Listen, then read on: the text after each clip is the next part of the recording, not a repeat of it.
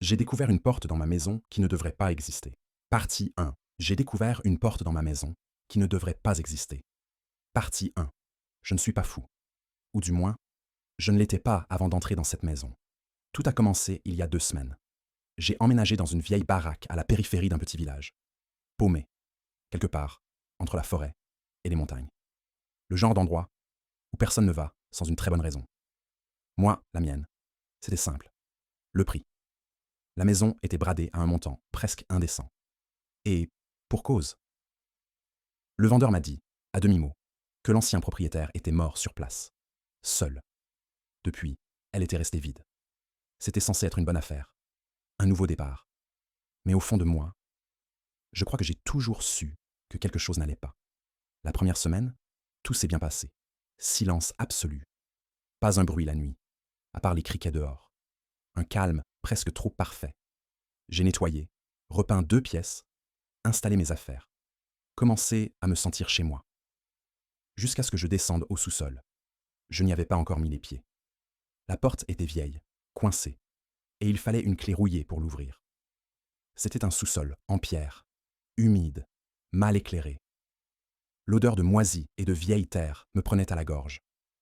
J'ai allumé la vieille ampoule qui pendait du plafond. Elle clignotait un peu, m'étonnait le coup. Il y avait des cartons, des meubles couverts de draps et une grande étagère en bois, adossée au mur du fond. Je ne sais pas pourquoi, mais j'ai eu envie de la déplacer. Elle était lourde, poussiéreuse, mais j'ai fini par la faire glisser de quelques centimètres.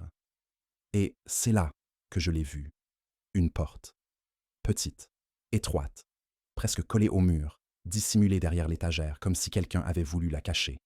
Mais ce n'est pas ça qui m'a fait reculer d'un pas. Ce qui m'a figé sur place, c'était qu'elle était enchaînée. Des chaînes épaisses, rouillées, croisées en X et fermées avec un vieux cadenas. Comme si quelque chose avait été enfermé là-dedans. J'ai reculé lentement. Mon cœur battait comme un marteau. J'ai tout de suite pensé à appeler quelqu'un, un voisin peut-être, ou les flics. Mais j'ai pas bougé. Une partie de moi voulait juste oublier, remonter à l'étage, bloquer la porte du sous-sol et ne plus jamais y descendre. Mais au moment où j'ai tourné les talons, je l'ai entendu. Un bruit, faible, étouffé, une respiration, longue, grave. Je me suis retourné lentement. Le bruit venait de l'autre côté de la porte. Je me suis approché, lentement, mon oreille contre le bois froid. Je retenais mon souffle. Et c'est là que je l'ai entendu. Une voix, claire, juste derrière la porte. Tu m'as trouvé